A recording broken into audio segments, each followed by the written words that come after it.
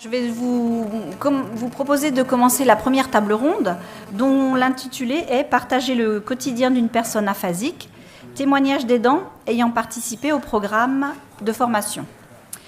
Donc nous allons accueillir 4 personnes, 4 témoins qui ont participé à la formation « Mieux communiquer, mieux vivre ». Elles ont également en commun le fait de partager le quotidien d'une personne aphasique, d'être des aidants familiaux. Et ce sont les premiers partenaires de l'échange. Et souvent, ce sont les médiateurs incontournables pour favoriser et permettre les actes de communication avec la personne aphasique. Elles ont accepté de partager avec nous leurs expériences, leurs ressentis, leurs réflexions, et nous les en remercions. Donc, accueillons à présent, et je vais les inviter à venir avec nous sur cette estrade, parce qu'on pensait que le format serait un petit peu plus convivial, mais ma foi, on est contraint par cette disposition. Donc, Madame Moulin, qui est secrétaire générale de la FNAF, où elle est chargée des groupes.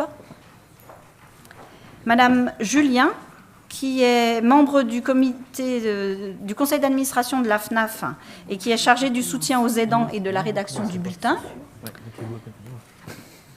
Madame Bentham, qui est secrétaire du groupe des aphasiques tchatcheurs de Toulousain. Et Monsieur Picard, qui fait partie du groupe des aphasiques de Haute-Normandie. Voilà, donc bienvenue parmi nous.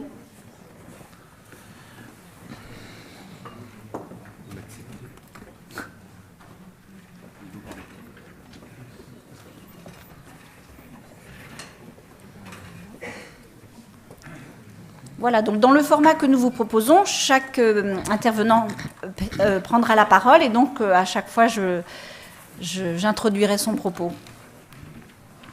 Donc nous savons, nous les orthophonistes, que l'AVC, lorsqu'il s'accompagne d'une aphasie, constitue une totale modification de l'équilibre familial parce que les troubles du langage qu'il génère vont constituer un véritable handicap de communication, de cette communication d'habitude qui est partagée. Et donc, cet impact est multiple. Et il se ressent sur tous les plans, psychologiques et sociaux. Il altère la qualité de vie et nécessite que tous, le patient, la famille proche, les enfants, dont on ne parle pas assez, ça a été évoqué ce matin, les aidants aussi non familiaux, et je pense qu'ils seront évoqués, soient aidés et accompagnés. Donc, Madame Julien, si vous êtes d'accord, nous allons commencer par vous. Eh bien, vous souhaitez mettre l'accent sur les aspects humains et émotionnels de votre expérience d'aidant familial conjoint depuis plus de 20 ans, ou depuis 20 ans, et vous vous décrivez comme décodeur utile. Vous décrivez aussi comme une interface, en quelque sorte, entre votre époux et l'entourage. Et donc, je vous laisse la parole. Eh bien oui, je vais parler surtout de l'impact émotionnel sur le vécu familial lorsqu'arrive l'événement. On n'est pas du tout prêt ni préparé à passer d'une vie à l'autre, d'un état à l'autre. Et surtout, on se trouve très angoissé face à l'avenir. On ne sait pas d'ailleurs ce que c'est que l'aphasie. Moi, la première chose qui m'avait inquiétée et fait souffrir par rapport à mon époux Gérard, donc aphasique, et double peine hémiplégique. Et donc, c'était le fait que, il ne pourrait plus aller et venir à sa guise. C'était un empêchement à vivre, c'est-à-dire que je ne voyais que le handicap moteur. Et puis, en ce qui concerne la perte on m'avait dit de la parole, mais c'était la communication en général, bien sûr, tout ce qui donne de l'autonomie dans les gestes essentiels et quotidiens de la vie. Et ça, je l'avais un petit peu occulté, parce qu'on m'avait dit mais oui, il reparlera, je connais un tel, il reparle. Donc ça, j'avais mis de côté, et moi, ce qui m'importait, c'était... il ne pourra plus faire ce qu'il faisait avant. La vie, comment elle va être? Il y avait 2 adolescents à la maison, un en terminale, et notre fille qui était en seconde professionnelle, donc qui s'orientait vers des métiers médico-sociaux. Donc, elles ont été absolument très, très compassionnelles par rapport à leur père. Moi, j'étais plus dans la surprise, l'état de choc, et puis comment on va faire. Alors, ma grande inquiétude, tout de suite, c'était il parle plus, donc c'est fini, quoi. Il existe plus, c'est-à-dire, est-ce qu'il résonne encore? Voilà. Ma grosse inquiétude, c'était ça, du moment qu'il peut plus s'exprimer, mais qu'est-ce qu'il y a dans la tête? J'ai vite été rassurée parce que j'ai vu qu'il nous avait reconnus, et le premier mot qu'il a dit pratiquement, c'était mon prénom. Alors qu'il est un peu difficile quand même, Jacqueline. Et pas moyen de dire les autres noms, les autres. Bon, il y a eu une période de latence, pas tout à fait mutique, mais beaucoup d'onomatopées, beaucoup d'interjections. Enfin, et puis, je pense qu'il ne se rendait pas compte de l'état dans lequel il était en plein orage cérébral, d'après ce qu'on m'avait dit. Donc, l'orage cérébral passé, on revient à la maison. Non, pardon, on va au centre de rééducation. Et là, il était en sécurité, il était coucouné, on s'occupait de lui du point de vue de la motricité, du point de vue de l'orthophonie, de l'ergothérapie. Et moi, je me sentais rassurée, mais j'avais une angoisse terrible parce que je me demandais comment, après, la vie, elle allait être. Parce que 7 mois en centre de rééducation, j'étais sécurisée parce qu'on s'occupait de Gérard, on s'occupait de lui. On allait le voir, mais c'était poignant parce que la souffrance, on la ressentait. Puis je redoutais le retour à la maison, la vie qui allait reprendre. Et puis, je dirais aussi que tous les proches étaient très mobilisés. Mais tout le monde allait de son conseil, de comment il fallait faire, que ça allait aller. Mais ce n'était pas eux qui vivaient la situation, c'était nous. Et donc beaucoup de conseils, après des reproches aussi, les gens se projettent, ils ne sont pas à notre place, mais oui, ils ne sont pas à notre place. Ils veulent nous aider, mais ils veulent tout faire pour être agréables avec nous, mais c'est très difficile. Et moi, j'avais dit à mes enfants, à nos enfants, j'avais dit notre vie va changer, parce qu'ils habitaient encore à la maison. Ils allaient partir à l'université, et puis ma fille était déjà dans un établissement, elle était interne. Et mon fils m'a répondu très justement, et ça je tiens vraiment à donner cette réflexion, mais maman, ta vie va changer, pas la nôtre. Et ça, je trouve que c'était absolument pas égoïste de sa part, c'était tout simplement réaliste, parce que les adolescents, ils avaient leur vie à vivre, ils allaient s'impliquer, avec le cœur, ils se sont impliqués, mais c'est pas leur vie de couple qui allait changer. Nous, c'est notre couple qui était complètement déséquilibré. Donc les enfants étaient absolument... ils ont fait tout ce qu'ils ont pu. Ma fille avait donné la première douche à son père, puisque elle avait l'habitude, mais... En dehors de ça, on ne pouvait pas leur demander plus. Et moi, je pense qu'il fallait justement ne pas les asservir, ne pas les prendre en otage. Moi, personnellement, j'étais pour qu'ils continuent à vivre leur vie normalement comme les copains. C'est-à-dire que ce n'était pas à eux de prendre le poids. Bon, c'était à moi, mais moi, j'ai fait des erreurs. C'est-à-dire que je n'ai pas fait appel à des professionnels tout de suite parce que, Gérard ne souhaitait pas être entouré. Il avait eu beaucoup de monde au centre de rééducation. Donc, finalement... j'ai cédé, c'est-à-dire que je pouvais tout faire. Alors, travailler, je dis que c'est très important de garder son identité, son travail.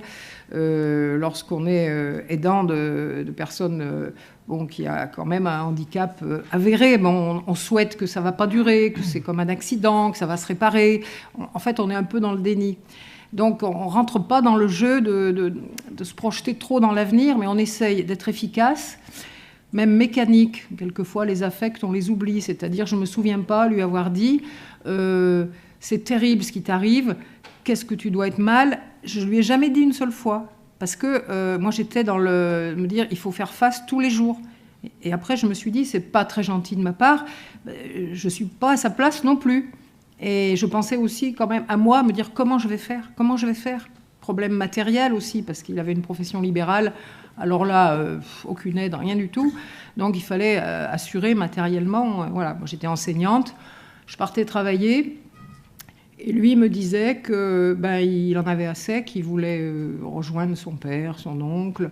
Et moi je partais travailler. Alors retrouver 30 élèves devant la porte, quand vous partez très à l'aise comme ça à 10 km, vous revenez, parce qu'il fallait sortir les chiens. Vous voyez, c'est des choses matérielles qui sont le quotidien, mais quand on a tout sur les épaules, tout à supporter, plus les proches après qui finissent par vous dénigrer, qui finissent par dire que presque qu'on n'est pas les bonnes personnes. Alors après, moi je me disais, je ne suis pas la bonne personne. Il ne fallait pas que ça m'arrive à moi, cette histoire, parce que je suis incapable, quoi. Tout le monde me dit que faut faire ci, il faut faire ça. Et puis, on est quand même beaucoup largués à la sortie du centre de rééducation. Moi, on m'a dit, vous allez être en première ligne. J'étais en première ligne, effectivement, mais je redoutais justement par rapport au vécu d'avant, la personnalité des uns et des autres, tout ça, ça compte, justement, ça a été dit ce matin, mais c'est tout à fait ce que j'ai exprimé dans mon ressenti, que en fonction du contexte familial, ce n'est pas du tout pareil d'une famille à l'autre, et puis du contexte du moment, qui était peut-être un petit peu tendu, donc il y a de la culpabilité aussi de se dire, peut-être on l'a énervé, enfin, vous voyez, il y a tout qui vous tombe en même temps, et puis vous êtes persuadé finalement que vous n'êtes pas la bonne personne, que vous ne savez rien faire, il faut que vous... On m'a dit, toi, la famille proche m'a dit, toi, tu vas travailler, nous, on s'en occupe. C'est-à-dire qu'on m'avait supplanté, finalement, on le menait chez des spécialistes, sans me le dire. Enfin, je veux dire que moi, j'étais vraiment le conjoint, la pièce rapportée, qui, alors je pense que légitimement, j'ai fait un peu de recherche là-dessus, où j'en ai entendu parler, que quand il arrive un accident comme ça, c'est la famille d'origine qui reprend l'enfant. C'est ce que j'avais ressenti, moi, qui voulait le reprendre parce qu'eux, ils étaient capables de s'en occuper. Moi, il fallait que j'aille travailler, que je pouvais aussi bien faire l'infirmière. C'est pour ça que j'avais pris personne. Et ça m'a accablée, parce que physiquement, j'étais éreintée, parce que travailler, surtout avec un public, quand on est enseignant, et puis s'occuper de l'avenir des enfants, les problèmes d'argent, il y en a eu beaucoup, mais bon, comme moi j'avais un revenu correct, plus que correct pour la moyenne, bon, eh ben, il n'y avait pas d'aide, quoi. C'est-à-dire que lui, profession libérale, bon, pas salarié, quoi. Voilà. Donc tout ça était difficile. Donc la rééducation, bon, tant que c'était au centre, c'était bien, orthophoniste, kiné. Après, c'était en ville, bon, orthophoniste, kiné. Je le menais, on ne prenait même pas le VSL parce qu'il fallait que je fasse tout presque. Bon, mais à la fin, c'est assez limite quand même. Et l'espoir est revenu quand même lorsqu'on a connu l'association des Hautes-Alpes, donc les Alpes du Sud. On est allé dans cette association et on a vu nos semblables, on a pu être à l'aise, pas de complexe, tout le monde avait vécu la même chose. Et les conjoints, les enfants ont beaucoup partagé, on discutait, ça nous a fait énormément de bien, on avait des activités. Donc là-dessus, on est parti dans l'association, la fédération, les congrès, enfin, on est sorti un peu de notre marasme, parce que les amis aussi, on les intéresse plus trop. Alors, des vrais amis, il y en a peut-être bien quand même un petit peu, mais je veux dire que tant que Gérard était dans des établissements hospitaliers ou en rééducation, on allait le voir, Gérard, tout ça, Gérard. Mais une fois qu'il est rentré à la maison, qu'il pleurait du matin au soir dans son lit, désespéré, c'était moi qui... Alors, le plus dur, c'est de supporter. C'est pas les problèmes matériels, on s'en sort, le ménage, enfin, tout ça, on gère. Mais le plus dur à supporter, c'est la souffrance de l'autre. C'est-à-dire la détresse absolue dans laquelle il était, qu'il exprimait, bon, avec une certaine personnalité qu'il avait avant, c'est-à-dire très, bon, je dirais pas agressif, mais je veux dire, c'était un homme en colère. Et je l'ai compris bien après que sa colère, elle était légitime. C'était pas contre moi, c'était pas contre les autres, mais c'était contre ce qui lui était arrivé à lui et tout ce que ça pouvait induire. Alors, on comprend beaucoup de choses. Au bout de 20 ans, on est, disons, un cheval de retour sur les danses, et on peut dire aux autres, bon, les erreurs à pas faire. Mais moi, je ne veux pas m'ériger en prophète de l'aide, parce que chacun fait avec ce qu'il est, avec ce qu'il peut faire et ce qu'il ne peut pas faire. Et puis à un moment donné, moi j'avais un petit peu lâché prise pendant 1 an. C'était moi qui étais fatiguée, du coup. Je m'étais d'abord arrêtée pour comprendre. Et puis j'avais repris le travail, puis ça allait toujours pas, puis il y a eu un problème au lycée. Du coup, j'ai craqué parce que je me suis pas sentie soutenue. Donc je suis partie 3 mois me reposer dans un établissement. Et ça, j'ai abandonné le navire, on va dire, parce que j'avais tellement persuadée que j'étais pas capable finalement, que je faisais pas bien, que ça devenait trop dur, j'ai lâché. Bon, je me suis un petit peu refait une santé, mais c'était difficile quand même parce que dans l'environnement, ça s'est mal passé parce que presque on m'avait rayé de la carte. Mais bon, c'est pas mon mari, puisque lui, il était sûrement très désemparé que je ne sois pas là, mais que j'étais en soins, on va dire. Bon, voilà. Ça, c'était le côté noir jusqu'en 2000. Donc de 2000 à 2017, ça fait quand même 17 années maintenant où j'ai un petit peu mieux pris l'aide en considération et surtout à m'adapter, parce que je suis quelqu'un qui s'adapte et qui va vers l'aide qu'on peut proposer. Alors donc, lorsqu'il y a eu le plan de formation, bon, ben, on s'y est engouffré. Simplement, nous, on était des anciens aidants, quelques-uns, et c'était plutôt réservé aux nouveaux venus. Alors, on y est allé quand même. Bon, on a pu donner des conseils, mais je disais ce matin que le problème, c'est qu'on ne pouvait pas emmener notre conjoint. Et c'était un petit peu fâcheux parce que, bon, il y a des chutes à la maison, enfin c'est un peu difficile. Je n'étais pas la seule dans ce cas-là. C'est pour ça qu'il n'y avait pas eu beaucoup de monde. Mais moi, j'ai beaucoup apprécié la démarche, et les outils qui pouvaient être donnés aux nouveaux venus.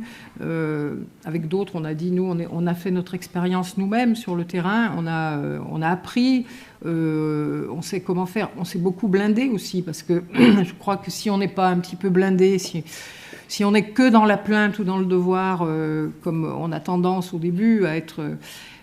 on est aidant naturel, donc c'est normal qu'on aide, mais les aidants n'étaient pas aidés il y a 20 ans. Mais on s'aide soi-même.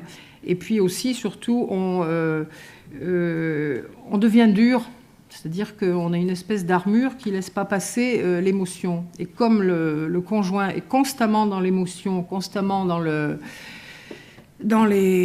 à fleur de peau, on va dire, c'est très difficile de communiquer avec lui en tant qu'aphasique. Alors donc je reviens à l'aphasie, puisque c'est quand même le fer de lance de la journée.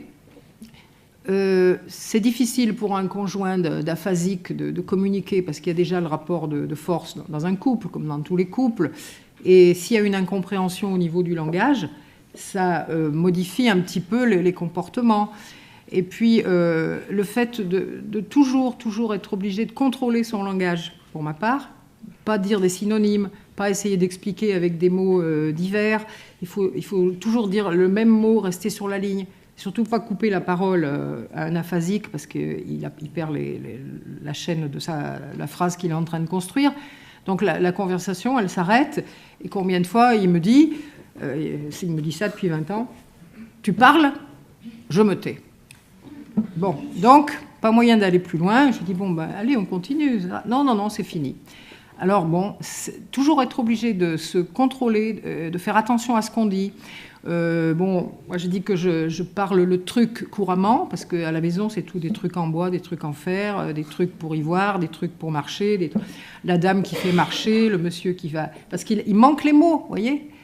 Il a une conversation... Comme quand on parle une langue étrangère, on n'emploie pas les mots qu'on ne peut pas dire. Mais bon, en dehors, il ne dit pas trop les trucs. C'est plutôt à la maison. Moi, il faut que je décode tous les trucs. Donc, quand je dis que je suis le décodeur utile, quelquefois agréable, parce que puis je connais sa vie. Voilà, ce qui l'a beaucoup aidé par rapport à ses rééducations orthophoniques, ça a été le fait que je sois avec lui, qu'il ne soit pas seul, et que je connaisse son vécu dans le village où on habite. Bon, il est né à Marseille, mais je sais tout de Marseille aussi, l'école maternelle où il était. Enfin, donc moi, j'ai été la mémoire auxiliaire, comme j'ai écrit dans un texte là. Grâce à moi, il a pu poursuivre la conversation de sa vie. C'est-à-dire que je l'ai aidé parce que je connaissais son vécu et que je me suis basée uniquement sur ce qui lui avait fait du bien. Bon, quelquefois, on amorce un peu sur des choses dont il ne faut pas parler parce que ça fâche. Mais je crois que si la rééducation a quand même abouti, bien qu'il ne puisse pas écrire, parce que ça aussi, c'est une facette de l'aphasie, parler, oui, comprendre, oui, mais écrire, c'est pas possible. Ça dépend des personnes. Donc, moi, j'écris pour lui, je pense pour lui, mais des fois, c'est dur de penser ce qu'il veut écrire, l'écrire à sa place. Donc, moi, j'ai une énorme responsabilité Et je le fais bien volontiers parce que bon, je m'adapte. Je vous dis, il y a juste un passage où j'ai un peu flanché à un moment donné, au moment où il se désespérait, parce qu'il y a un passage quand il n'y a plus de progrès. Et donc, à ce moment-là, après, il faut remonter la pente. Et puis après, on s'aguerrit, on s'habitue, puis on veut bien faire. Et puis on ne réfléchit pas, parce qu'être aidant naturel, c'est naturel. On a un contrat moral et affectif avec la personne qu'on a choisie, les enfants avec le père. Enfin, c'est normal. Je veux dire, le mot aidant, il est venu après. Mais pour moi, c'est tout à fait... Je veux dire, dans toutes les familles, on aide. Le grand-père, la grand-mère, on aide. Mais...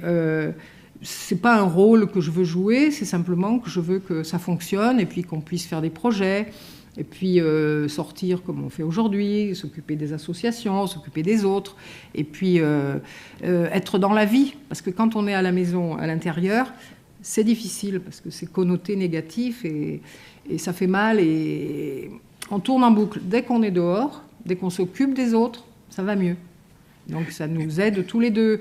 Et puis je pense quand même, allez, je vais prononcer quand même le grand mot, je vais quand même regarder mon mari, c'est quand même qu'il y a de l'amour derrière tout ça. Hein, s'il n'y avait pas d'amour, eh bien, j'aurais pas pu supporter quand même tous ces moments qui étaient plus que difficiles. Mais j'ai un heureux caractère, d'après ce qu'on me dit. Donc je pense que j'ai fait flèche de tout bois et puis que, on fait tout. On est allé au plan de formation, on va dans les écoles d'infirmières. Enfin, on fait plein d'actions qui font qu'on a un peu banalisé l'aphasie, le handicap.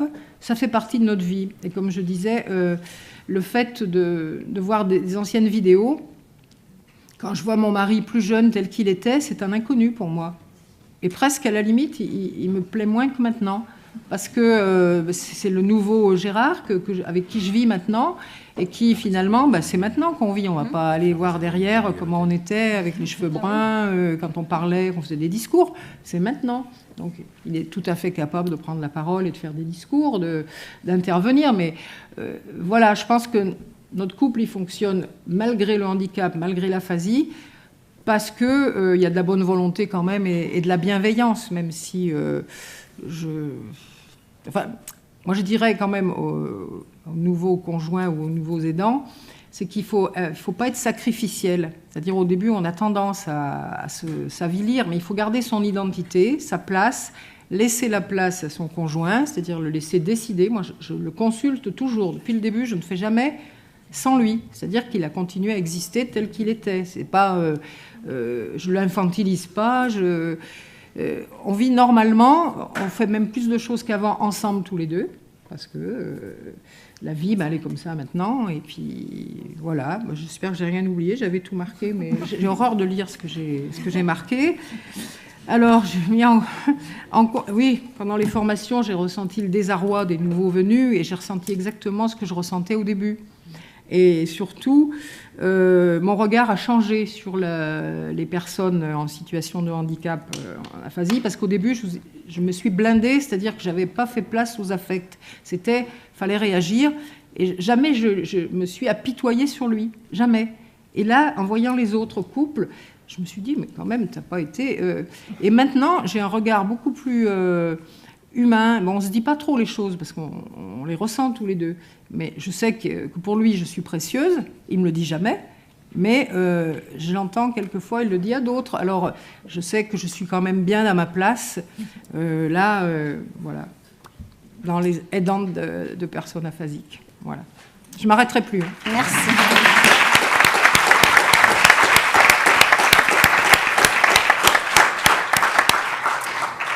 Merci beaucoup de ce témoignage et retenons qu'il faut rester dans la vie. Et juste aussi pour peut-être une petite précision, c'est que vous avez ressenti que les programmes de formation étaient destinés plutôt aux jeunes arrivants, mais je pense que, et non, ils sont ouverts à tous les aidants, mais que vous, effectivement, ce qui est peut-être intéressant justement dans ces confrontations-là, c'est que vous avez des expériences différentes et que ça crée un lieu dans lequel on peut justement partager et mutualiser les ressentis. On est allé dans ce sens-là. Voilà, mais c'était effectivement ouvert à tout le monde, parce que comme ça, c'était une création, il fallait bien que ça touche de différentes personnes. Voilà, mais en tout cas, merci beaucoup. Donc, je vais m'adresser maintenant à Madame Bentham, Et donc, nous allons, avec vous, revenir sur les formations, justement. Hein. Donc, vous avez fait un bon lien entre les deux. Les formations qui ont été proposées dans le cadre du programme 2014-2017. Et vous avez fait le constat que les aidants ne sont pas forcément des conjoints et que, de ce fait, nombre d'entre eux n'avaient pas forcément eu l'information ou en avaient été exclus. Et vous questionnez aussi le fait de la disparité des aidants. Donc, justement, on vient d'en parler. Que les attentes et les besoins ne sont pas forcément identiques. Donc, je vous laisse nous expliquer vos constats. Oui, c'est vrai, c'était des points que je voulais relever. Mais en premier, je voudrais dire que, à mon avis, la situation des aidants s'améliorera si le public et le monde médical et aussi le monde de la justice, je veux dire les juges de tutelle et compagnie, tous ceux qui sont concernés par les personnes qui sont en situation de curatelle ou tutelle,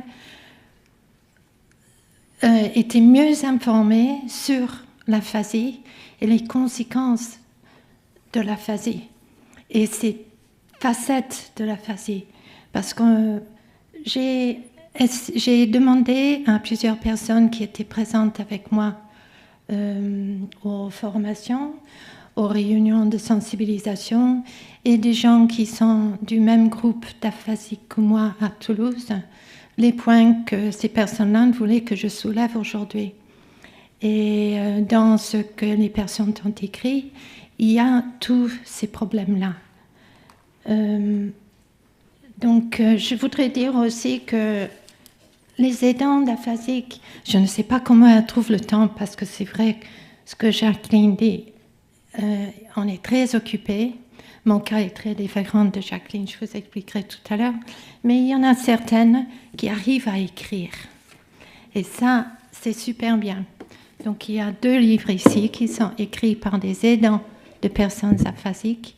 Et je vous les recommande. C'est vraiment, si vous voulez voir de l'intérieur ce que ça fait au moment où cet accident arrive dans une vie et comment on fait avec après, c'est très instructif. Oui, pardon, il y a Moi, conjoint d'aphasique, histoire sans parole, écrit par Annick Conangle, avec la collaboration de M. Paul Molly, qui est orthophoniste, et le préface du professeur Mazot du CHU de Bordeaux, et l'autre de Marie-Claire Boubaker, qui s'appelle Christophe, ou le parcours d'un combattant, témoignage d'une mère aidant familiale. Il y a la préface de Jean-Dominique Journet. Donc, je les ai ici, vous pouvez les consulter si vous voulez après. Oui, donc je voulais dire qu'il fallait prendre en compte tous les types d'aidants, des conjoints et des femmes, bien sûr, des parents des enfants majeurs seuls ou des...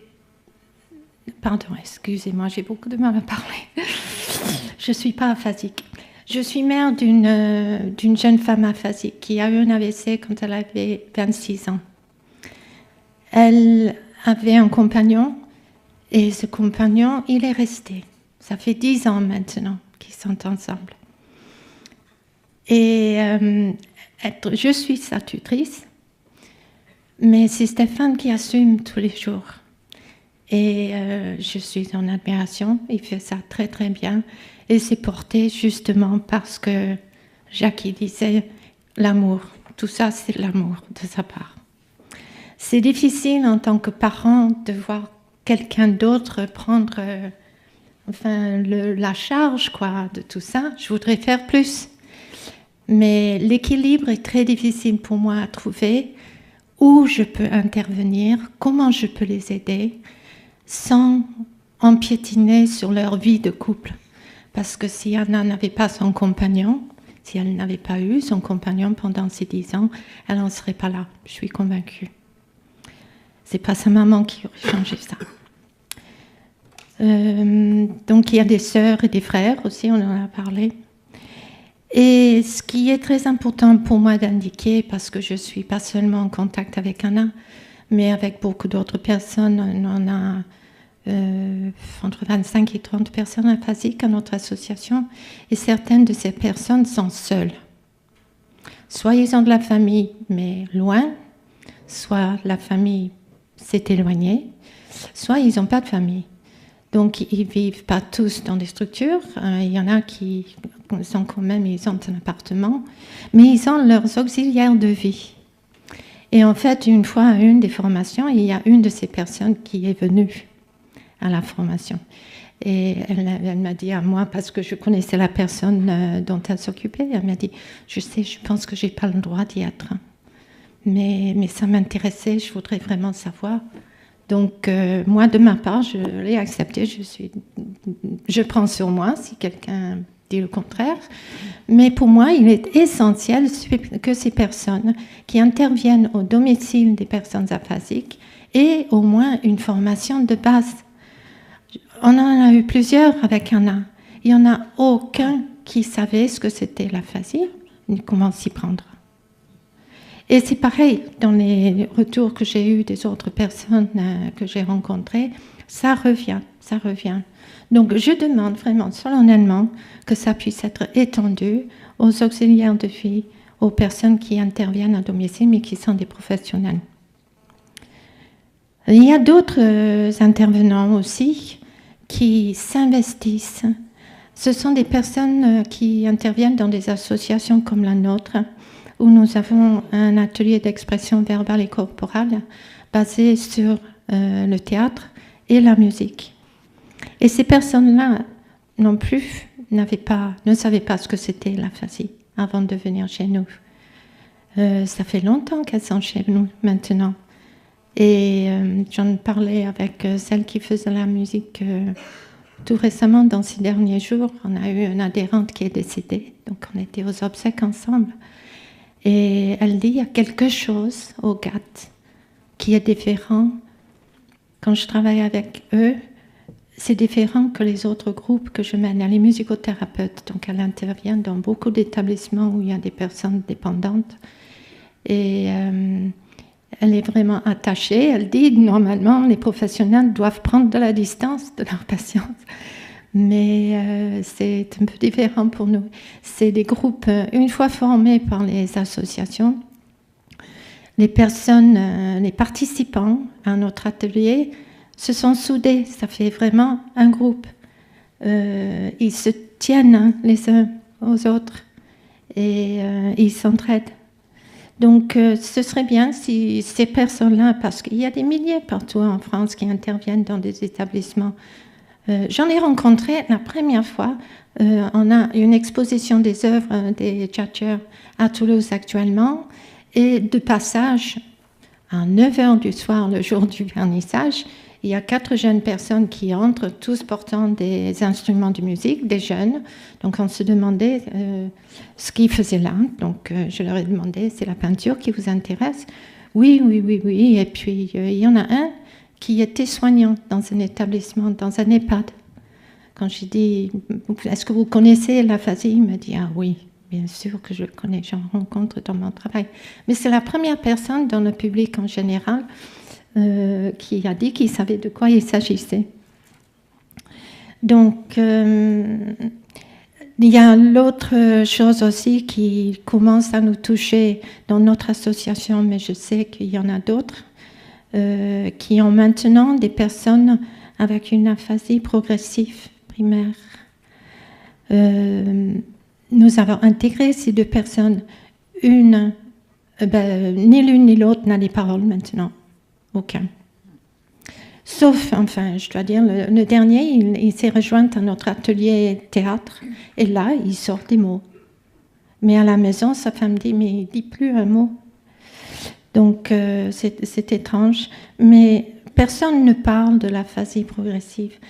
C'est très difficile, ça demande une autre prise en charge, parce que nous, on est toujours, je dis que nous, on va toujours dans le bon sens, et c'est l'essentiel pour moi. Mais ces personnes-là ne sont pas sur ce chemin-là. Les aidants le savent. Je pense, je ne sais pas s'il y a quelque chose de prévu pour ces personnes-là. j'aimerais qu'il y ait un soutien pour ces personnes-là, parce qu'il y a un désarroi. Il y en a une l'aidante qui m'a écrit « Il n'y a pas d'espoir d'amélioration qui entraîne l'irritabilité et même plus. » Donc, ça veut tout dire, en fait. Donc, je suis contente de savoir par la FNAF qu'il y a maintenant un réseau qui se crée d'avocats pour aider des personnes dans des associations d'aphasiques sur la France. J'ai quelqu'un dans notre association qui pourrait bien avoir besoin d'une personne comme ça pour des conseils. J'ai tout le dossier avec moi, alors s'il y a quelqu'un dans la salle qui pourrait m'aider après. Ça me rappelle une autre appel que je voulais faire. Si jamais il y a des personnes dans la salle qui habitent une région où on a besoin de main, de gentillesse, des bénévoles, quoi, dans des groupes d'aphasiques, tout le monde a besoin d'aide. Donc, rapprochez-vous de votre association locale. Pour les séances de formation, les réunions de sensibilisation, j'en ai vu plusieurs, pas juste à Toulouse, mais ailleurs. C'est à une de ces séances de formation que j'ai rencontré une jeune femme dont le mari est aphasique, hémiplégique, etc. Une personne vraiment, il y a des personnes qui attirent. Et celle-là, c'était le cas. Et elle avait l'intention de monter un groupe d'aphasiques. Et Jean Do se rappellera, je pense, le jour où on est allé descendu, on les voir. Elles ont organisé une réunion. La salle était comble. J'ai jamais vu ça sur une réunion sur l'aphasie. À Toulouse, malheureusement, ça n'a jamais été le cas. Mais ce soir-là, j'ai rencontré un couple. C'est la dame qui était en fauteuil et aphasique. Et cette personne n'était plus sortie de chez elle depuis 3 ans.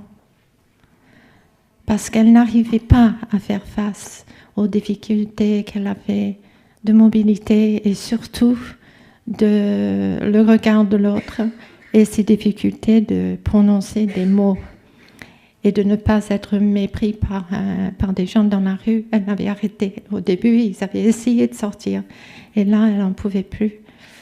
Donc j'espérais que son mari, il était, mais alors, une fois de plus, l'amour. Parce que je me disais, dis donc, s'ils sont à la maison depuis 3 ans, je ne sais pas comment ils tiennent. Parce que c'est très lourd, ça. Et donc j'espère qu'ils vont bien maintenant. Ils font partie du groupe qui fonctionne. Et donc je pense que quand on fait des réunions de sensibilisation, il faut revoir la façon dont on fait la pub. Parce qu'il y a très peu de monde. Je ne suis pas la seule à le dire. Quand aux formations, je sais que les séances de formation, on ne peut pas en prévoir énormément. Et pour que ce soit une bonne formation, la présence est limitée. Je pense qu'on était limité à 15 sur Toulouse, quelque chose comme ça.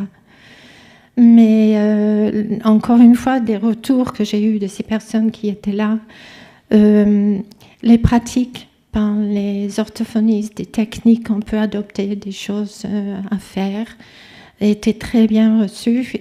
Tout le monde a appris des choses, surtout ceux qui débutaient dans la profession des dents, comme on a dit. Mais surtout les séances avec un psychologue et des échanges entre les aidants. Des échanges, tout le monde les décrit comme très riches. Tout le monde est content d'avoir vécu ça, d'avoir rencontré d'autres personnes dans la même situation. De ces séances de formation, il y a une personne qui est venue dans notre groupe de Toulouse après ça. Je n'en tire pas de conclusion, je le dis juste comme ça. mais j'aimerais beaucoup que ça continue pour donner la chance aux autres. Et je pense que j'ai à peu près dit tout, mais je reviens sur le point de la connaissance de l'aphasie pour le public en général et dans toutes les professions qui touchent à ces personnes qui doivent s'en sortir après la sortie de clinique. Ce serait vraiment bien. Merci beaucoup. Merci. Pardon, je fais encore de la pub parce que j'ai un DVD ici qui s'appelle Je reparlerai, qui est un DVD sur l'aphasie et les aphasiques qui a été fait avec le groupe de Toulouse, les tchatcheurs toulousains. Merci beaucoup donc, de votre témoignage. Donc effectivement, retenons deux notions. Retenons deux notions, c'est qu'effectivement l'aphasie reste méconnue, bon, ça a été dit plein de fois, et qu'il nous reste du travail à faire, et que effectivement dans certains cas les chemins pour les types d'aphasie sont différents, vous l'avez dit effectivement. Et l'autre chose qu'il faut dire, c'est que ça a été dit aussi, et il va falloir qu'on y réfléchisse beaucoup, c'est comment faire en sorte que le taux de participation aux réunions de sensibilisation et autres réunions de formation soit en hausse. Et on a beau déployer des trésors d'inventivité, on va compter sur vous pour avoir de meilleures idées que les nôtres. Voilà. Et du financement, évidemment, bien sûr. Oui, une petite idée pour ça. Est-ce qu'il n'y a pas des endroits où l'association peut prendre en charge les patients afin que les aidants... Il y a toujours le problème, si vous voulez, de qu'est-ce que je vais faire de mon conjoint ou de la personne dont je m'occupe. Donc, est-ce que les associations peuvent faire quelque chose à côté avec les patients en question, soit des groupes d'aphasiques, soit autre chose, parce que je vois que pour l'association France Alzheimer, où il y avait le même problème, effectivement, il y avait l'association qui prenait en charge les patients pendant la formation des aidants. Bon, c'est une idée comme une autre. Hein. Bonjour. J'espère que vous m'entendez, parce que je suis pris du nez. Je vis avec une aphasique, mais je suis pris du nez et c'est pas facile, toujours audible. Je dois intervenir en fin, je crois. Ouais. Donc, c'était une proposition pour laquelle on pensait faire. Bien, donc je vais parler à Madame Moulin maintenant. Donc, Madame Moulin, vous dites dans un témoignage que se former en tant qu'aidant est une démarche fondamentale et que l'aidant devient le partenaire privilégié de la communication. Et vous dites aussi que dans chaque dyade, donc dans chaque couple, chaque couple finit par trouver son propre fonctionnement. Et à ce moment-là, c'est l'aidant qui va aussi être en charge de retrouver une autonomie pour le patient aphasique. Donc pouvez-vous nous en dire un peu plus ? Oui. Voilà, moi je suis donc épouse et aidante depuis 17 ans. Mon mari était en pleine forme et en quelques minutes la vie a basculé. Un bouleversement complet de la vie familiale et professionnelle. Nous avons tout de suite cherché à intégrer un groupe parce que ma foi on se retrouvait bien seule. Donc on a intégré une association, Le Gage, située à Grenoble, ce qui nous faisait énormément de kilomètres, mais... Bon, on s'est retrouvés, on a fait du théâtre, on a fait un tas de choses. C'était bien. Et quand j'ai su qu'il y avait la formation des aidants, je suis allée à la réunion de sensibilisation.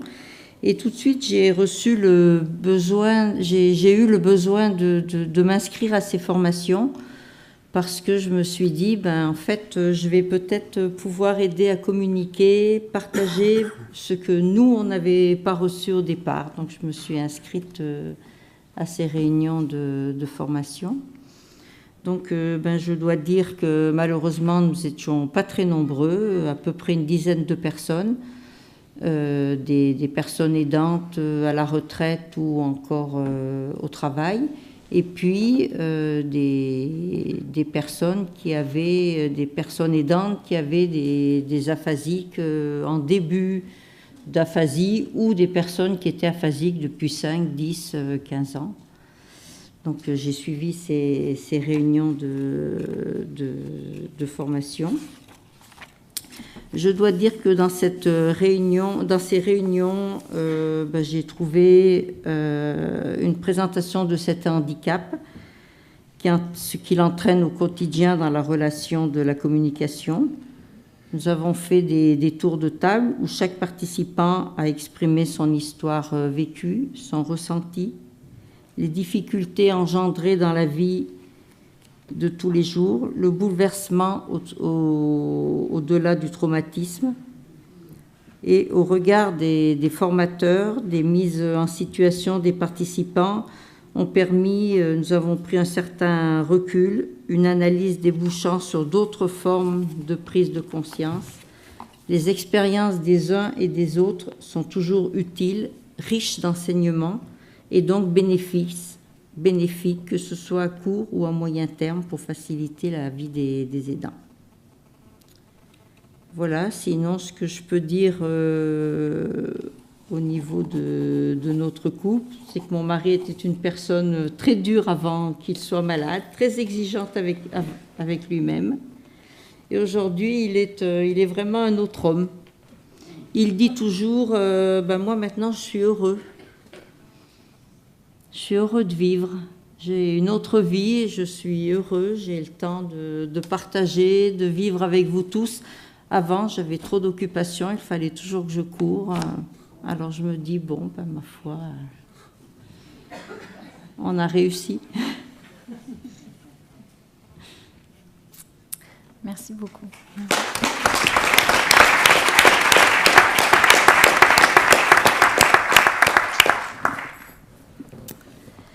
Bien, donc Monsieur Picard, vous avez également suivi cette formation et vous soulignez la difficulté à s'identifier en tant qu'aidant, que cette démarche pour s'inscrire aux formations dont on a parlé n'est pas toujours simple, du fait de l'éloignement ou de l'organisation familiale, et on vient de l'évoquer. Et je sais que vos réflexions portent sur les améliorations à apporter au programme et les éventuelles perspectives d'une suite.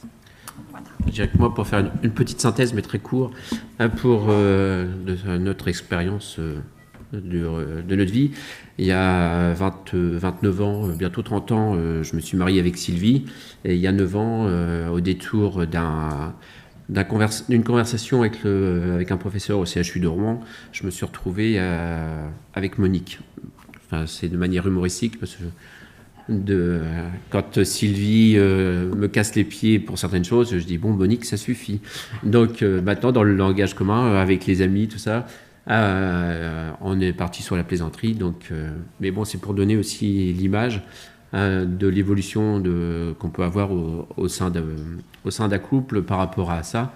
Bon, faut pas changer non plus le prénom de chacun. Hein. Mais pour illustrer aussi la difficulté d'être aidant.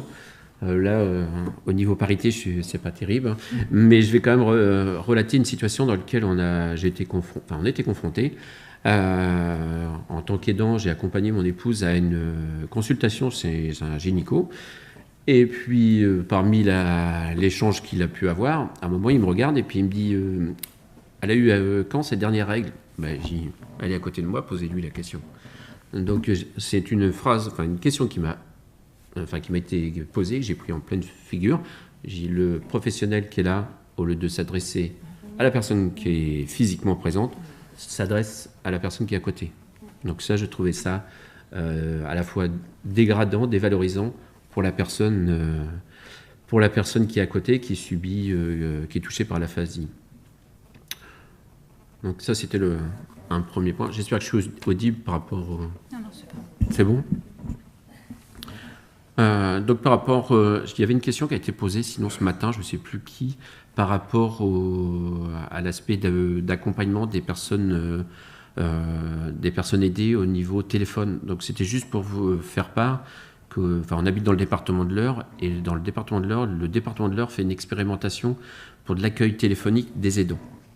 Donc j'ai pas plus d'informations de ça, parce que j'ai pas eu le temps de reprendre contact avec les personnes qui ont en charge ça. Mais c'est de l'expérimentation, donc ça pourrait être... l'information peut être apportée, quoi. Donc au niveau, pour retracer, enfin, la semaine dernière, on avait une permanence de notre association qui s'appelle le groupe des aphasiques de Haute-Normandie, même si la région n'existe pas. Et comme on a fait part qu'on venait ici aujourd'hui, par rapport au thème des aidants et du plan de formation, on avait une personne qui était, enfin au moins 2 personnes qui avaient également participé, comme moi, à des sessions de formation, mais elle plus récemment. Et pour vous donner l'image et illustrer la difficulté aussi pour les personnes pour pouvoir, par rapport à la prise en charge, comme disait madame, en l'occurrence cette personne habite en Seine-Maritime, mais en limite avec la Somme. Et donc son parcours du combattant pour pouvoir aller suivre la formation qui a été dispensée à Caen a commencé à 5h du matin. Donc 5h du matin, il a fallu qu'elle prenne sa voiture, le train, tramway, bus, ensuite marcher dans Caen, se rendre sur le lieu de formation. Donc entre-temps, il avait fallu quand même qu'elle s'occupe pour que son mari et son conjoint puissent être pris en charge. Donc c'est vrai qu'il y avait de la famille. Et sur le chemin retour, bon, elle a accumulé pas mal de choses, parce qu'il y a toujours, quand on est aidant, il y a toujours le grain de sable qui vient enrayer le fonctionnement de la journée. Et donc elle a accumulé panne de train ou retard de train, ce qui fait qu'elle est rentrée chez elle, il était 22h, donc s'occuper de tout, elle s'est couchée, il était minuit. Donc elle me disait, j'étais complètement éreinté. Le bénéfice que j'ai pu acquérir dans le cadre de cette formation, est passé un peu à la trappe, quoi. Mais par rapport à ça, c'était par rapport au point que je voulais également évoquer. Quand il y a ce type de formation qui est dispensée sur le territoire, Madame la secrétaire d'État en faisait part tout à l'heure, c'était un de ses souhaits que ça soit sur l'ensemble du territoire. Il y a une problématique à prendre en compte, c'est l'aspect ruralité. Quand on est dans des milieux ruraux, nous on habite dans un milieu rural, pour pouvoir se rendre dans des lieux où il y a des formations, c'est très difficile. Parce que on n'a pas les réseaux de communication en transport en commun sont quasi inexistants. Donc ça, c'est vraiment une problématique.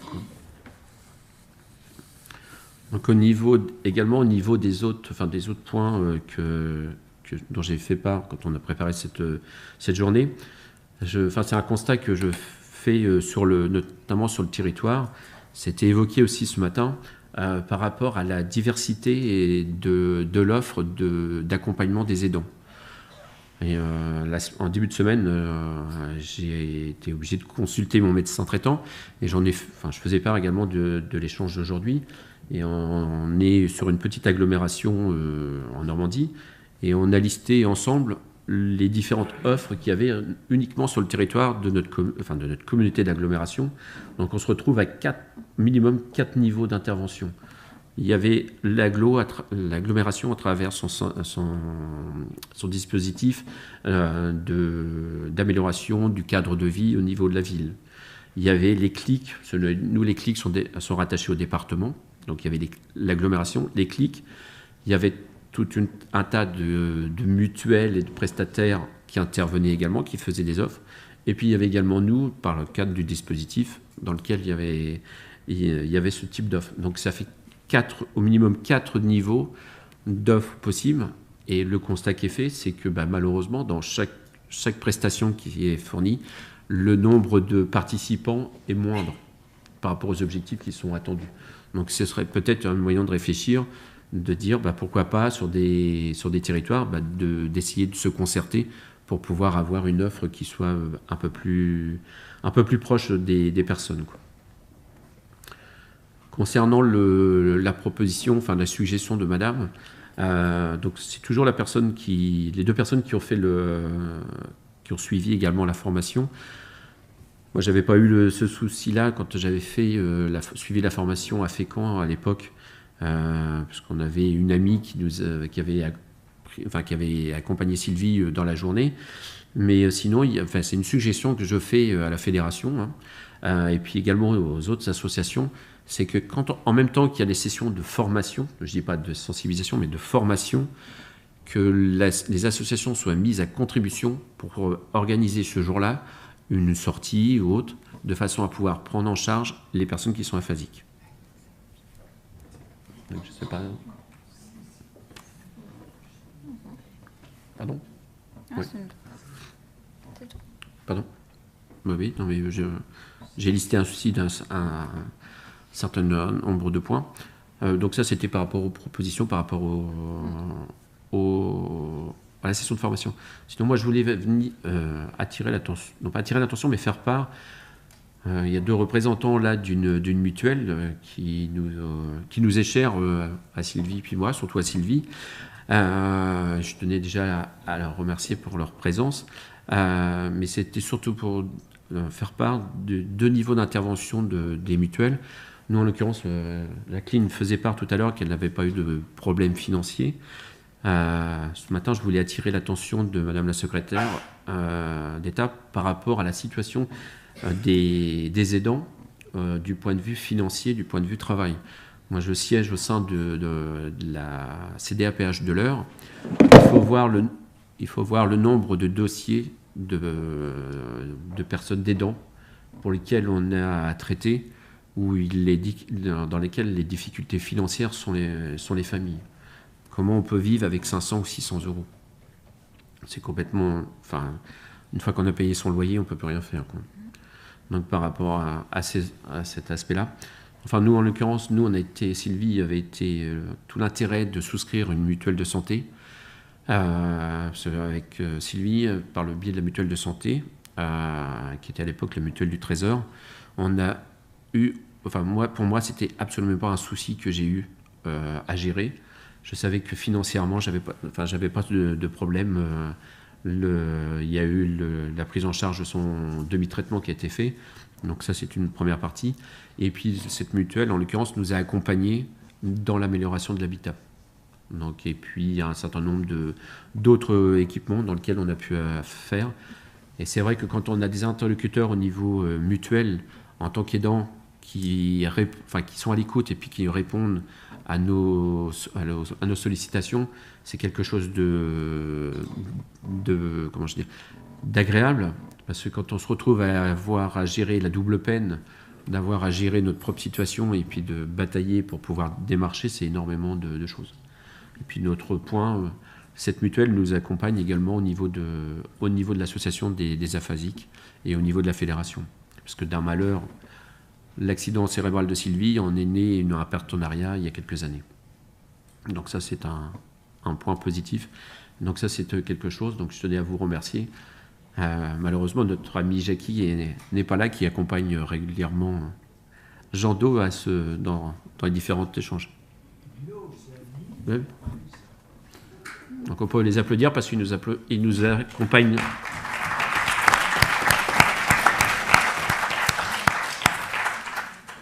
Sinon, au niveau je vais renfoncer un clou qui a déjà été évoqué, au niveau de la proposition de d'ouvrir la formation au personnel, aux auxiliaires de vie et aux aidants professionnels. À la maison, on a eu également le cas où on a eu toute une kyrielle de personnes qui sont venues. Après, je ne jette pas la pierre, ces personnes viennent travailler là-dedans par nécessité de bouche, il faut bien qu'elles mangent, il faut bien qu'elles aient un travail. Mais en l'occurrence, on a eu à gérer une situation à la maison où la personne, il y avait des sévices envers Sylvie de la part d'une personne qui intervenait à la maison parce qu'elle n'avait aucune approche par rapport à ce qu'était l'aphasie. Donc ça, c'est un vieux pieux que de pouvoir dispenser ces genres de formations auprès de professionnels. Et je sais qu'il y a de l'attente parce que nous, on a été sollicités par rapport à l'association qui intervient à notre domicile pour pouvoir venir présenter l'aphasie. Donc ça, c'est quelque chose... et ils sont demandeurs, donc autant... Sachant qu'ils ont la possibilité, par rapport à leur plan de formation, éventuellement, s'il y a des participations à demander, il faut les solliciter, quoi. Je crois avoir fait le tour de ce que j'avais noté, si ce n'est que pour une personne qui est aidée, l'aidant, c'est à la fois le référent, mais très souvent la bouée. En l'occurrence, combien de fois le proche se retourne en regardant pour savoir comment on fait, comment la personne doit répondre, quelle approche, quelle attitude avoir par rapport à l'environnement qui est pas toujours, qui est très souvent hostile, on va dire. Le mépris ou autre de la situation. Je ne parlerai pas par rapport à l'accessibilité, parce que ça c'est un tout autre domaine, mais pour lequel il y a encore de gros travaux à faire. Merci beaucoup.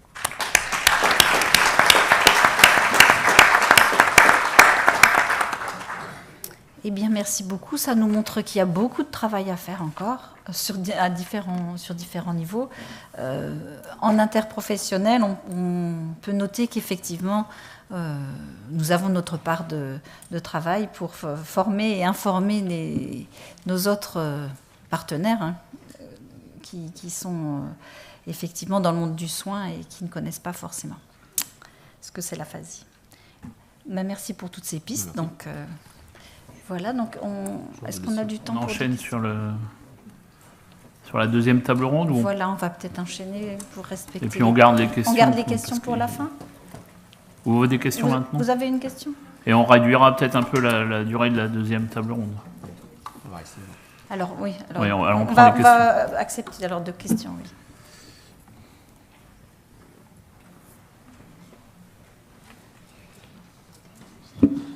Moi, c'était plutôt juste pour un partage d'expérience. Donc, je m'appelle Raphaël Minard, je suis orthophoniste en Lot-et-Garonne. Et nous, pour la session Mieux communiquer, on a proposé, pour répondre à ces demandes d'aidants, qu'est-ce qu'on fait de nos conjoints pendant la formation. Nous, on a proposé d'accueillir les patients aphasiques sur la journée complète. Voilà. Donc, il y a une de mes collègues sur le département qui a pris en charge les aphasiques qui souhaitaient venir. Et comme ça, ils ont pu partager le repas du midi avec leurs conjoints et avec la formatrice. Voilà. Mais ce n'était pas sur le budget du CNSA. Voilà. On peut vous inviter à venir en Haute-Normandie. Voilà, et je voudrais juste intervenir pour dire que je suis formatrice et orthophoniste sur Bordeaux et que nous, c'est les étudiantes en orthophonie qui ont proposé et qui ont accepté de prendre en charge les personnes aphasiques sur les journées de formation. Voilà, c'est encore une autre piste. Très bien, merci. C'est une autre piste, Isabelle. Mais enfin, moi, où je mettrais l'accent par rapport au fait que ça soit l'association des aphasiques, ça permettrait d'avoir vraiment une participation active dans cette formation, dans cette formation, pardon. Il y a l'aspect psychologie, l'aspect orthophonie. Et nous, en tant qu'association, on est quand même partie prenante au niveau de la fédération. Ça nous permettrait également d'être présents et d'être présents sur le terrain en même temps. Et de montrer de montrer notre existence. Mais les portes sont ouvertes, que ce soit aux orthophonistes pratiquantes et aux étudiantes, au contraire. Moi, je veux bien répondre à M. Picard. Nous, les orthophonistes... M. Picard, c'est moi. Ah oui, je suis ébloui. Non, au contraire, moi, je partage votre avis. Je pense que dans les départements où ça s'est fait, c'était pour trouver des solutions, en fait. Non, mais bien sûr que, au contraire, je pense que c'est le rôle des associations et que, justement, en plus, ça permettrait aux patients et aux aidants de se retrouver et de partager encore plus. C'est la prolongation de la formation. Donc, il faudrait que ça se passe au même lieu. Il y a monsieur aussi. Qu'on s'occupe des personnes aphasiques sur les mêmes lieux que la formation. Pardon ? Si on faisait ça, ce serait, sur le même lieu. Oui. Alors, moi, je voulais en parler à la table ronde des freins, justement, qu'on avait rencontrés sur ce plan-là. Oui. Et on en a fait tous le constat. Tous les partenaires, ça a été le constat le plus prégnant, je crois. Tous, on partage tous ce constat de comment on fait pour soulager les aidants. Et surtout, le premier des freins, nous, on l'a soulevé depuis très longtemps et auprès de la CNSA. On leur fait remonter. Je pense qu'on va faire remonter les actes. Madame Gourcuff a dû s'absenter, mais elle a demandé à ce qu'on... Et on fera remonter par les actes aussi, justement ce que vous avez exprimé lors de cette table ronde. Je pense que c'est encore plus fort que ce soit différentes associations ou représentants de différentes associations qui le disent, mais c'était le problème du répit, et même pour une journée ou une demi-journée, et puis le transport, et ce n'était pas prévu dans les deux derniers plans. C'est pour ça que La salle, et tout ça, parce qu'effectivement, on doit se débrouiller jusqu'à présent comme on peut, c'est-à-dire avec du bénévolat, des étudiants, des assos quand elles peuvent, mais rien n'est prévu en plus pour... Il y a quand même toujours une question aussi financière, qui est la location de la salle, qui est l'aide au transport. Alors là, on espère justement, ce sont les perspectives, hein, que ce soit intégré, et normalement, c'est pris en compte par la CNSA, la ministre l'a dit aussi. Après, il faut qu'il y ait une convergence de financement et de financeurs. Et je suis même convaincu que le fait d'avoir des étudiantes en orthophonie, étudiants en orthophonie, ça permettra d'autant plus de les sensibiliser par rapport à l'existence de nos associations. Non, mais ça où? Oui, bonjour. Voilà, je suis originaire de la Martinique, mais je vis sur le territoire national. Donc, je voudrais savoir, est-ce que les dents dont on parle qui peut obtenir une formation, c'est les dents directes, ou si d'autres personnes, par exemple, comme moi qui vis actuellement sur le territoire national, je peux profiter d'une formation, ne serait-ce que pour être en lien avec la personne qui aide directement le malade qui est mon père aphasique. Donc, c'est vrai que j'ai entendu parler d'éloignement de zones rurales où c'est difficile à y accéder parce que, mais moi qui suis éloignée, loin de la personne malade, est-ce que je peux profiter également de cette formation et où m'adresser? Oui, donc les formations sont ouvertes à des aidants qui ne sont pas des professionnels. Donc effectivement, si vous êtes un aidant familial, de près ou de loin, vous avez accès à ces formations, effectivement. Voilà. Sur le site de la Fédération nationale des aphasiques de France, il y a la liste des formations à venir, s'il en reste à faire juste pour 2017. Voilà. Et sur le site de la SFP, il y a aussi les lieux. Et sur le site de la Fédération nationale des orthophonistes aussi, vous trouverez les différents lieux. Et la prise en charge est la même ? C'est gratuit. Mais c'est gratuit, c'est pris en charge par la CNSA. Oui, mais elle peut... Oui, vous pouvez vous inscrire. C'est réservé aux non-professionnels. Mais il y a justement à Martinique, il y a 15 jours, il y a une session de sensibilisation à Martinique. Et il y a une session de formation, je crois, c'est demain ou après-demain, à Martinique, avec une orthophonie. Et après une session de formation avec la psychologue.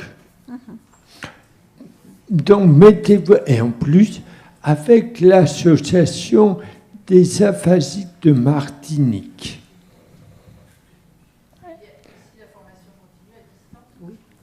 Voilà.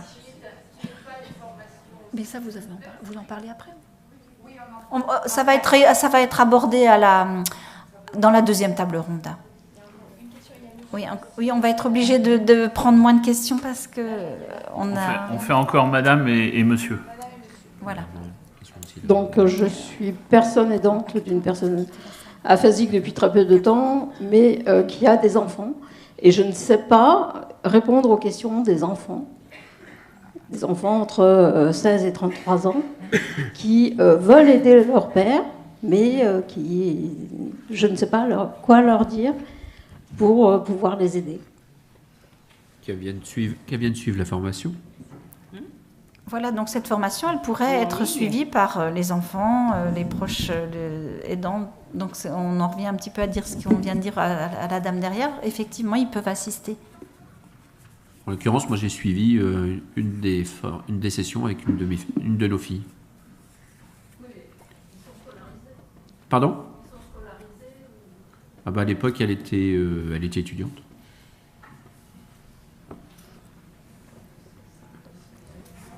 Oui, je voulais parler un problème. C'est que les gens qui ont un problème, ils sont dans une boîte, on s'occupe d'eux, après ils rentrent chez eux. Mais entre chez eux, le problème, ces dames ont dit qu'il y avait un problème, hein, d'un, de l'autre, il y a un problème chacun. Les problèmes, ce n'est pas le même. Hein. Les gens qui sont tranquilles ou fatigués ou ça c'est rien à voir. Mais les personnes s'occupent des gens, veulent aider à parler. Pour marcher, tout ça, il faut que les gens se voient ensemble.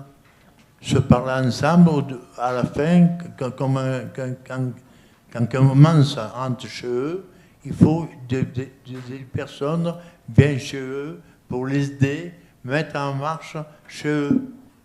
Parce que les gens qui regardent les gens à parler, elles restent chez elles. Il faut qu'elles viennent, ces gens, se parler pour les aider. Parce que chacun reste chez eux, chez eux, ça ne marche pas.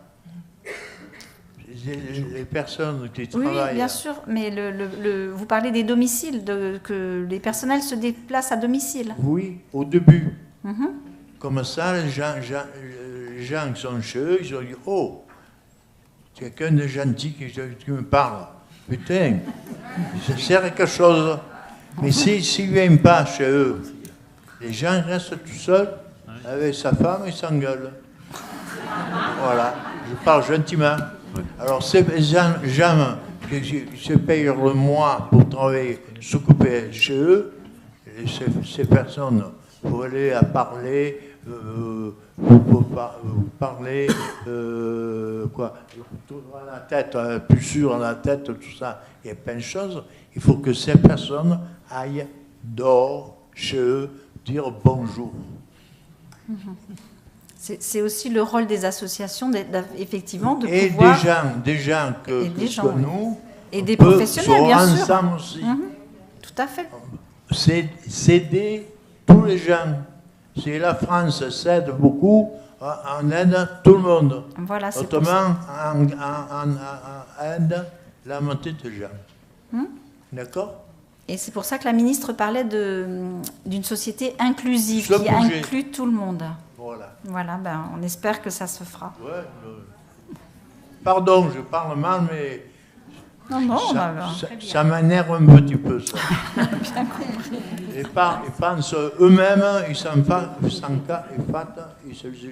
gênés de parler de tout ensemble pour avancer les gens. Voilà. C'est vrai. Pardon, je parle plus.